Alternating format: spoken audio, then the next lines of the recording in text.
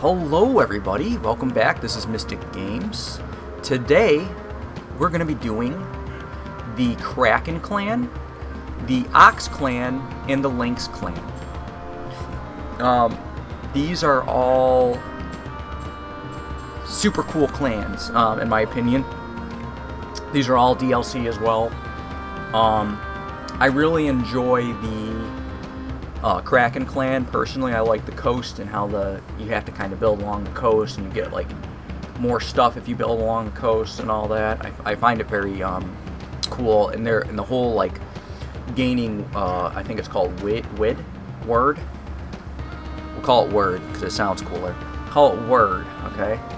And then using that to upgrade zones and upgrade your units and stuff. I think that's really cool.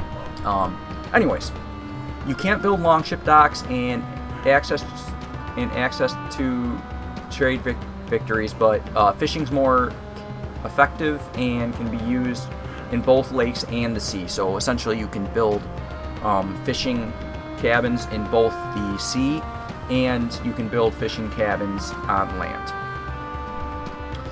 Non-coastal zones, colonization and building costs are 50% more expensive, and unit attack power is reduced by 30%. Again, this clan is about staying on the coast and hugging the waterline if possible.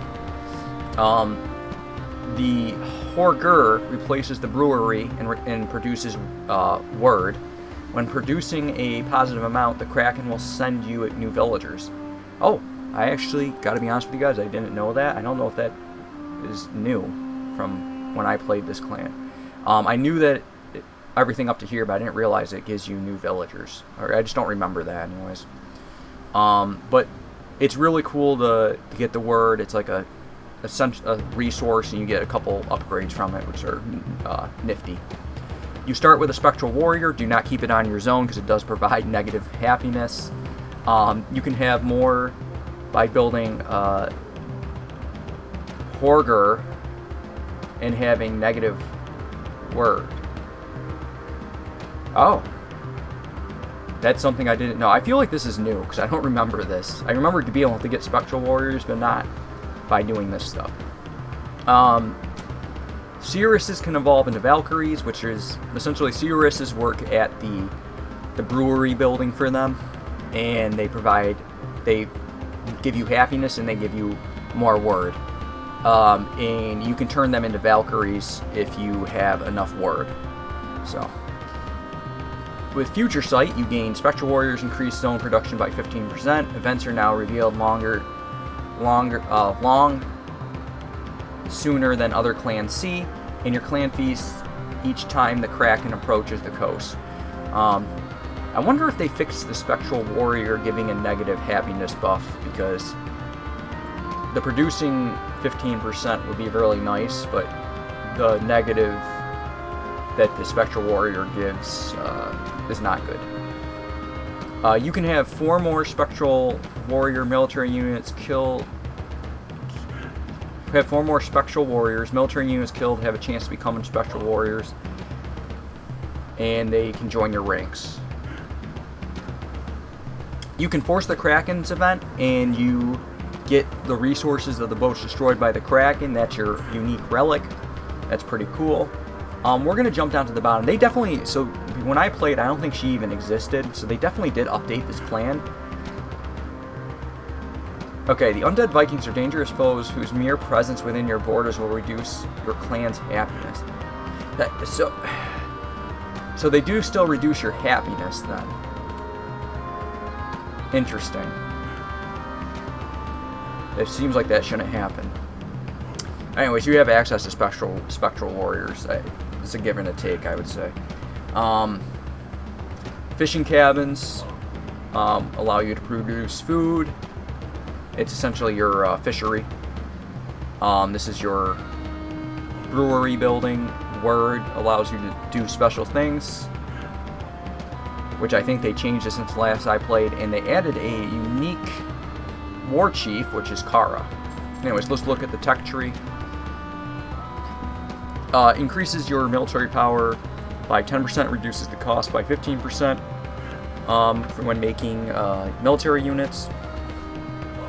You can control 1 more Valkyrie, Valkyries and carry regeneration increases by 100% and is also active on high tide zones. High tide zones generate 1 crowns plus 1 word and have an additional building slot. Really good to use on your coastal areas. It just greatly increases their efficiency. Your trade routes produce 100% crowns, reveal the position of neutral factions. Trade routes with them give lore and more crowns.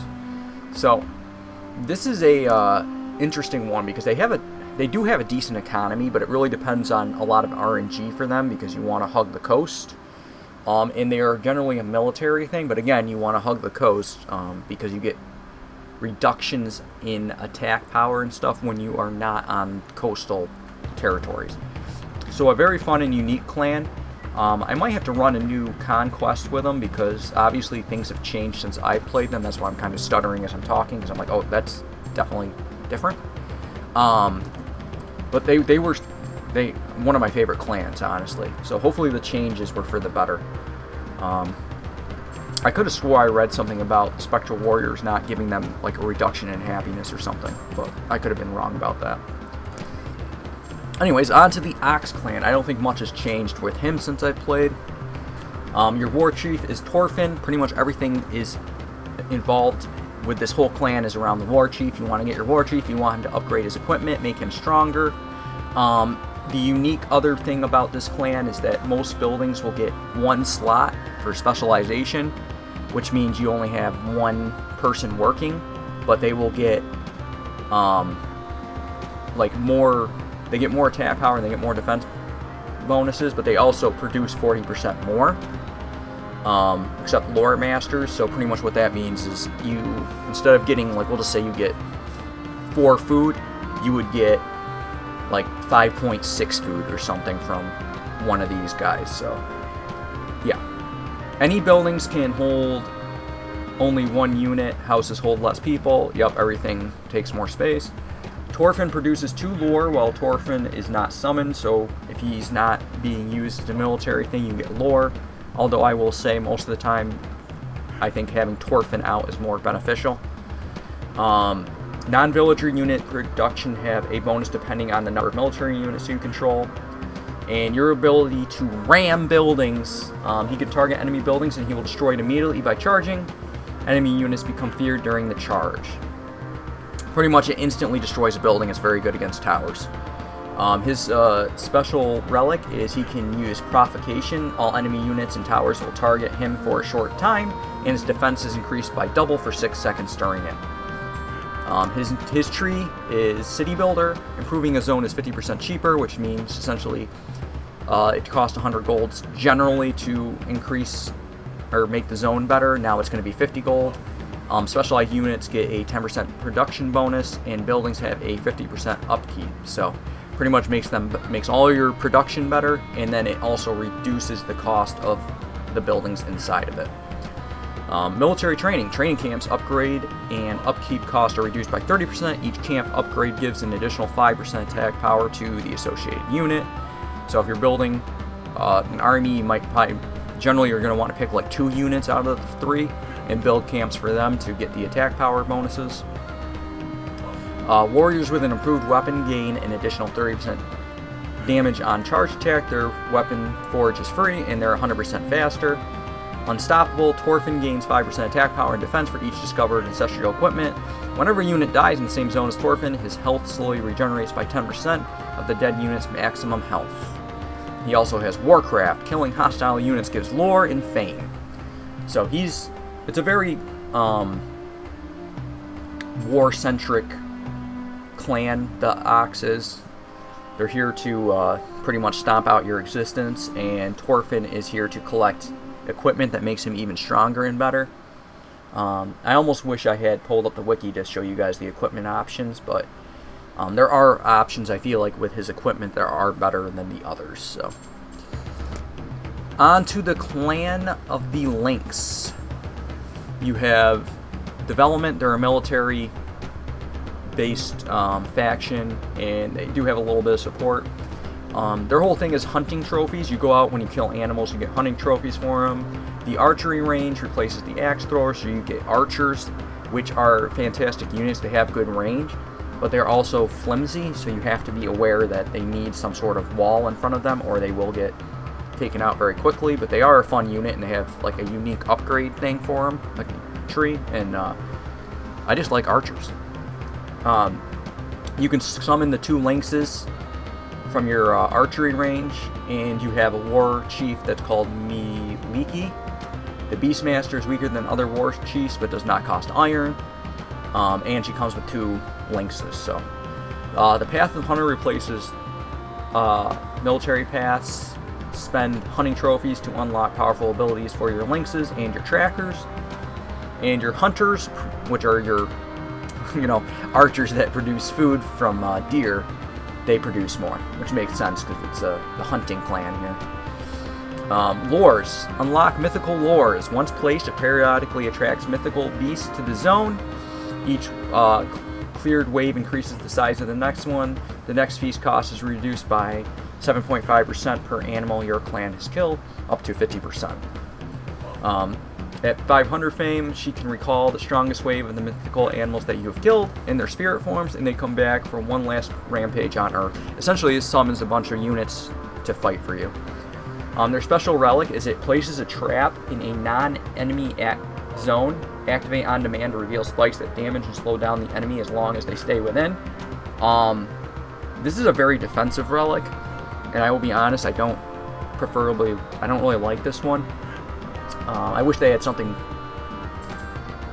cooler, but it does go with the theme of the clan, so I'll give it that.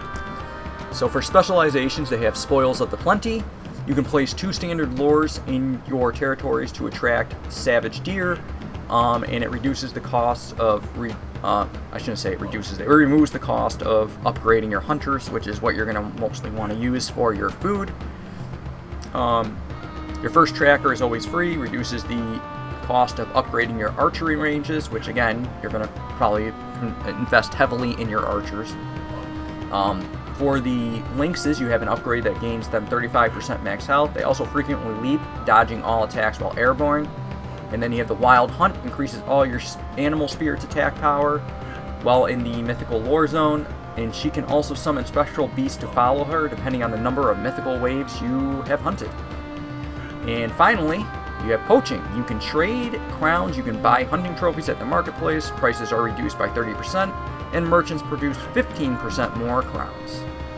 So, overall, they are the Hunter clan. They have archers, and they increase their meat production from deer. But they are the hunting clan is the way to look at these guys. These guys are a fun, unique clan. I really enjoy them. I think all 3 clans that I've covered in this video, the Ox, the Kraken, and the Lynx, are all really, really fun DLC clans. But they all kind of serve a military purpose, so you'll notice with a lot of the DLC that a lot of them are very focused on attacking. Which, initially, I will say, if you look at the first 6 I did in the past videos, they all kind of had a specialization on one of the victories, so there weren't many domination clans, and I feel like when you're playing an RTS, obviously a lot of it has to do with combat, so I think they kind of pumped out a lot of military clans to fill the game in a sense. Anyways, I hope you guys enjoyed the video. Tell me what you think about these clans. I think I am the biggest fan of the Kraken, but I have not played them since the changes. As you could tell by my discussion in this video, I was kind of even learning myself as I'm reading, because I haven't played them since the changes. And my second favorite would probably be the Lynx. Anyways, tell me what you guys think, tell me what you guys like, and I'll see you in the next video. Later, everybody.